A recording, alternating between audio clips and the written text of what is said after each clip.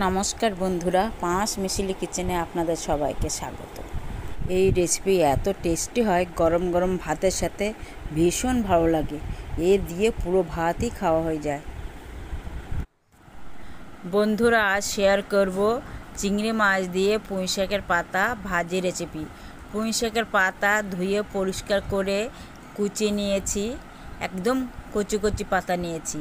আর নিয়েছি চিংড়ি মাছ কেটে ধুয়ে পরিষ্কার করে লবণ হলুদ মাখিয়ে নিয়েছি। রসুন নিয়েছি, কয়েকটা রসুন গোটা নিয়েছি, কয়েকটা রসুন কুচিয়ে নিয়েছি। পেঁয়াজ কুচিয়ে নিয়েছি, কয়েকটা কাঁচা লঙ্কা নিয়েছি, আর নিয়েছি দুটো শুকনো লঙ্কা নিয়েছি। কড়াই তেল দিয়ে দিয়েছি, তেল গরম হয়ে গেছে। সর্ষের তেল দিয়ে রেসিপিটা করব। তেল গরম হয়ে গেছে, শুকনো লঙ্কা দিয়ে দিলাম ও যে রসুনগুলো গোটা রেখেছি রসুনগুলো দিয়ে দেবো। দিয়ে ভালো করে নেড়ে চেড়ে নেব। দিয়ে দিলাম গোটা রসুন, দিয়ে 2-3 মিনিট রসুনগুলো নেড়ে নেব।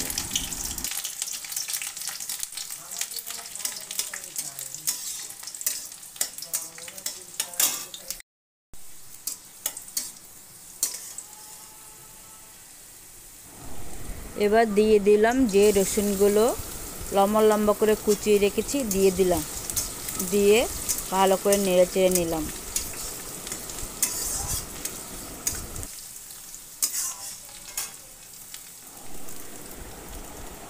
এবার দিয়ে দিলাম পেঁয়াজ কুচিয়ে রেখেছি, পেঁয়াজ কুচানো, দিয়ে নেড়ে চেড়ে নিলাম। 3-4 মিনিট ধরে পেঁয়াজ রসুন ভালো করে নরম করে নেব।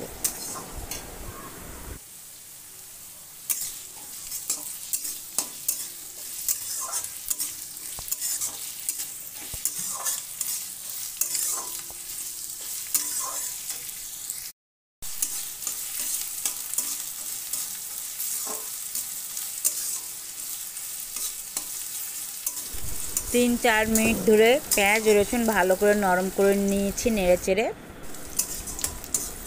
পেঁয়াজ রসুন নরম হয়ে এসছে। এবার লবণ হলুদ মাখানো চিংড়ি মাছগুলো দিয়ে দিলাম, দিয়ে নেড়ে চেড়ে নিলাম। 2 মিনিট ধরে নেড়ে চেড়ে নেব।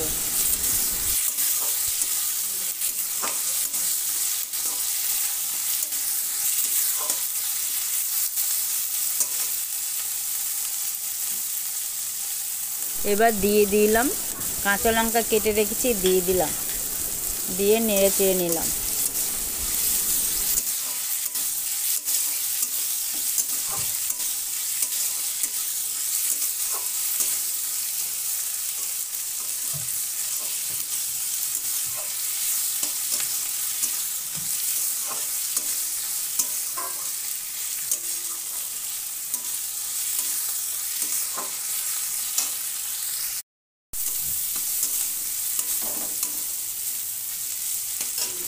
পেঁয়াজ রসুন ও চিংড়ি মাছ হয়ে এসছে।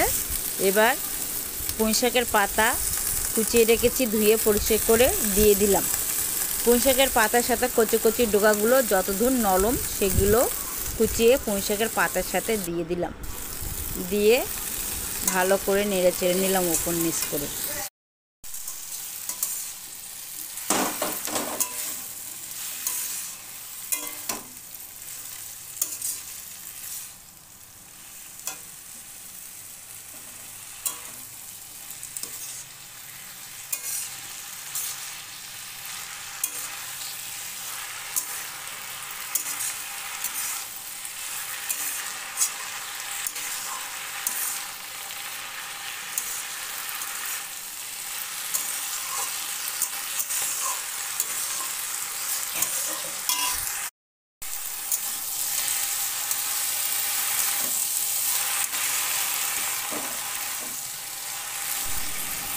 তিন চার মিনিট ধরে পুঁই শাকের পাতা ভালো করে নেড়ে চেড়ে নিলাম।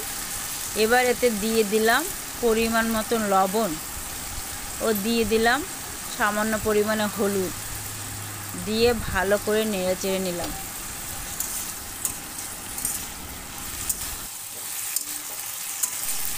পুঁই শাকের পাতা কোনো জল দেবো না, কারণ লবণ দেওয়ার ফলে যে জল বেরোবে ওই জলে সিদ্ধ হয়ে যাবে।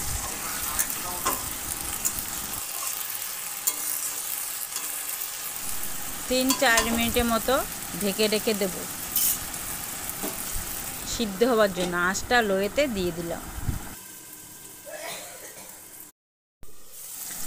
ঢাকনা খুলে দিলাম, খুলে দিয়ে ভালো করে নেড়েচেড়ে নিলাম।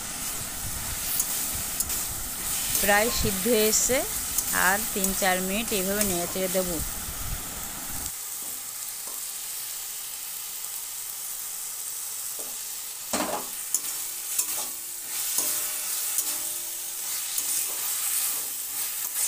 এই রেসিপি ভীষণ ভালো লাগে।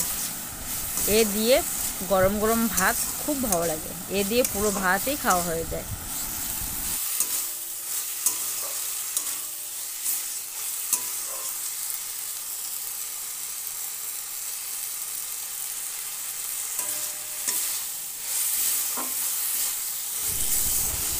সিদ্ধ হয়ে গেছে, তৈরি হয়ে গেছে চিংড়ি মাছ দিয়ে পুঁইশাকের পাতা ভাজা রেসিপি। ভিডিওটি ভালো লেগে থাকলে লাইক, শেয়ার, কমেন্ট করার অনুরোধ রইল। সাবস্ক্রাইব করে পাশে থাকবেন। সবাই ভালো থাকবেন, সুস্থ থাকবেন। নমস্কার। সব শেষে সামান্য কাঁচা সরষের তেল দিয়ে দিলাম, দিয়ে ভালো করে নেড়েচেড়ে নিলাম। শাকে একটু সরষের তেল দিলে লাস্টে খুব ভালো লাগে। তৈরি হয়ে গেছে পুঁইশাকের পাতা ভাজা রেসিপি।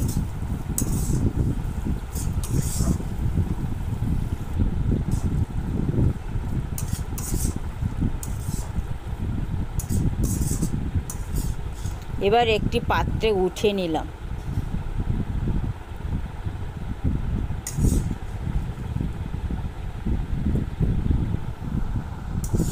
দেখেন কি সুন্দর হয়ে